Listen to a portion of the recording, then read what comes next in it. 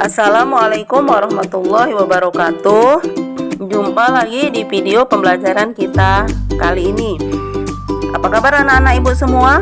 Mudah-mudahan tetap dalam keadaan sehat walafiat dan tetap semangat. Dan baiklah, pada kesempatan kali ini ibu akan membahas tentang sistem organisasi kehidupan. Sistem organisasi kehidupan ini adalah hierarki biologi sebagai organisasi yang terkonsep secara bertingkat, yaitu mulai dari tingkatan kehidupan yang paling sederhana, yaitu dimulai nanti dari sel dan sampai tingkatan kehidupan yang paling kompleks, yaitu organisme. Adapun tingkatan organisasi kehidupan dimulai dari sel, jaringan, organ, sistem organ, dan organisme. Kita lanjutkan mengenai sel. Sel merupakan bagian fungsional terkecil dari tubuh makhluk hidup. Nah, sel itu sendiri mampu melakukan proses kehidupan. Di dalam kehidupan ada makhluk hidup yang bersel satu atau uniseluler, contohnya amuba dan bakteri.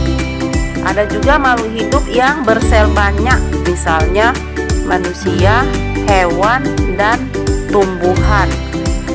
Sel sebagai satuan terkecil dari tubuh makhluk hidup itu ada 3 bagian utama, yaitu membran plasma, inti sel atau nukleus, dan sitoplasma. Perhatikan gambar sebuah sel. Yang nomor 1 ini membran plasma, nomor 2 inti sel, nomor 3 sitoplasma. Nah, perhatikan gambar sel hewan dan sel tumbuhan berikut. Perhatikan gambar sel hewan. Di sini mau kita lihat 3 bagian utama dari sel. Bisa kita lihat di sini ada membran sel atau membran plasma. Sudah itu ada sitoplasma dan ada nukleus. Nah, di sini di sitoplasma ini nanti banyak terdapat organel atau bagian-bagian kecil dari sel. Sitoplasma itu apa ya? Ya, sitoplasma itu adalah cairan yang mengisi ruang sel atau cairan yang berada di luar inti sel. Nah, sitoplasma kita perhatikan ya. Di sitoplasma ini ada organel-organel yang kita lihat di sini. Ya, ada retikulum endoplasma. Retikulum endoplasma ada 2 jenis. Yang pertama retikulum endoplasma kasar, yang padanya ada ribosom yang berfungsi. Ribosom ini untuk mensintesis protein. Dan ada juga yang kedua retikulum endoplasma halus yang tidak ada ribosom, berfungsi untuk mensintesis lemak. Nah, kita lihat ya, ada lisosom. Lisosom berfungsi untuk membantu mengeluarkan enzim pencernaan. Nah, selanjutnya ada vakuola. Vakuola di sini berfungsi sebagai tempat cadangan makanan. Selanjutnya ada mitokondria. Nah, mitokondria ini berfungsi sebagai alat pernapasan sel. Selanjutnya ada badan Golgi. Badan Golgi berfungsi untuk ekskresi atau alat pengeluaran. Nah, kita lihat kembali mengenai membran sel atau membran plasma atau selaput plasma. Membran sel ini berfungsi untuk tempat keluar masuknya zat. Membran sel bersifat permeabel, artinya hanya dapat dilewati oleh air dan zat-zat tertentu. Nukleus merupakan bagian yang sangat penting bagi sel.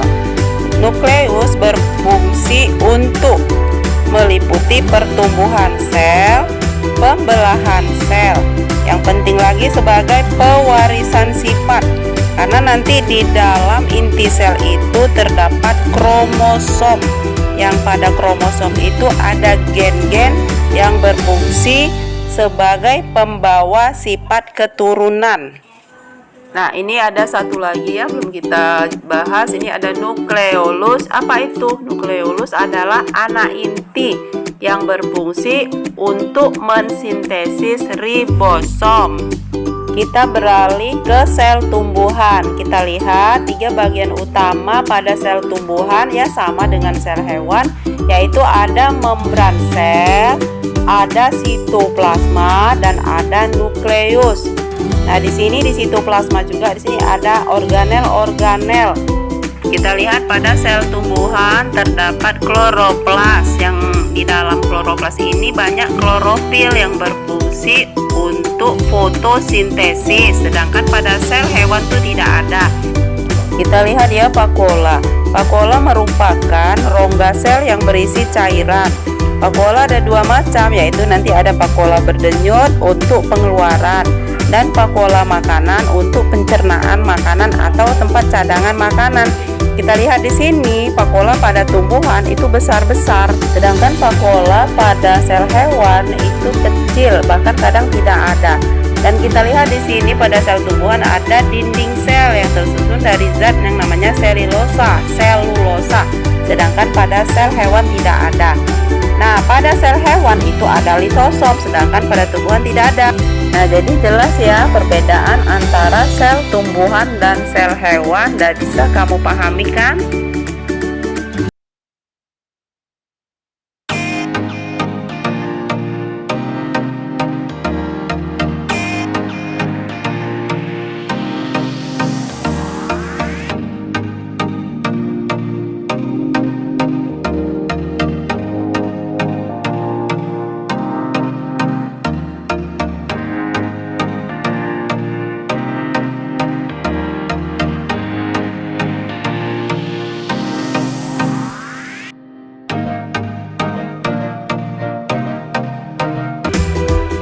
Demikianlah materi pembelajaran kita kali ini. Semoga bermanfaat.